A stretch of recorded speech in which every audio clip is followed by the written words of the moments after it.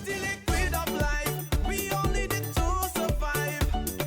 Water, choose water first, water. We all know it in precious, should be enjoyed by all of us. Talking about water, choose water first, water. You can help prevent sewage issues. Use strainers in sink drains and floor drains. Dispose grease and oils correctly. Stop, think before you put it down the sink. A message from the Barbados Water Authority. For more information on the proper disposal of waste, go to www.barbadoswaterauthority.com and like us on Facebook. On this edition of Water Wednesdays, we're going to show you the good, the bad, and the ugly of grease trap maintenance that the Barbados Water Authority has been seeing as we have been doing our inspections along the sewage networks. To shed some light on this situation, I have Verrol-Ann Scott here with me. She's an industrial waste inspector with the wastewater division of the Barbados Water Authority. Verrol-Ann, some sights to behold. Tell us about what you're seeing. Give us that update as far as your inspections are concerned. Well, as we would have informed the public before, we've been conducting inspections along our sewer network, which is on the South Coast and the Bridgetown network. And we have almost completed that full length of the inspection. But what we are seeing is an insurmountable amount of grease in the grease traps. And we would have monitored this throughout the inspections. And we're asking customers to kindly maintain the grease traps. Not only when we come to do the inspection, but to continue the maintenance after we pass the inspection phase 2 as well. As it relates to the impact of the rain, obviously we'll have some infiltration within the network, but there's nothing too much for us to be concerned about. Our concern mainly is the amount of grease we are seeing coming into the network. And it is at this point we're asking customers to maintain the grease traps. The point of a grease trap is to reduce the amount of grease coming into the network. The network was not built to take grease. It was built to take away wastewater from the domestic and commercial establishments.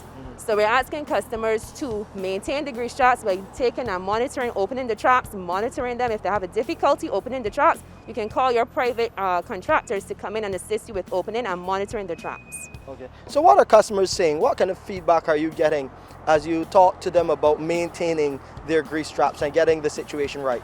Some customers have been complaining, obviously, for the impact of the COVID-19 pandemic.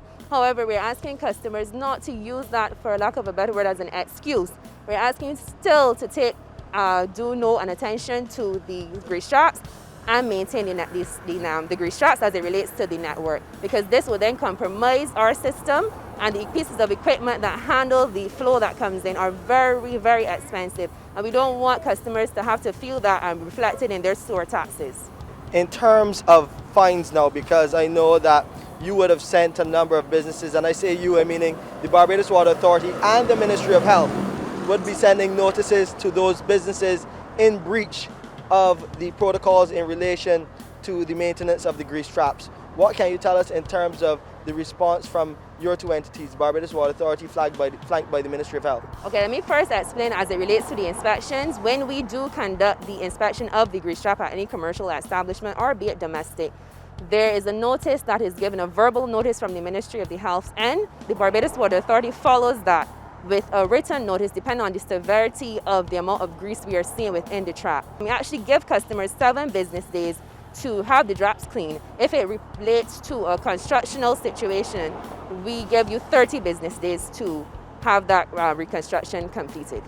And once that is completed, after that, you may send another warning, and there are only so many warnings that you will receive, because the worst case scenario is that you will receive a fine or some level of prosecution, but we don't want it to get there. So our advice to you, please check your grease traps on the commercial end.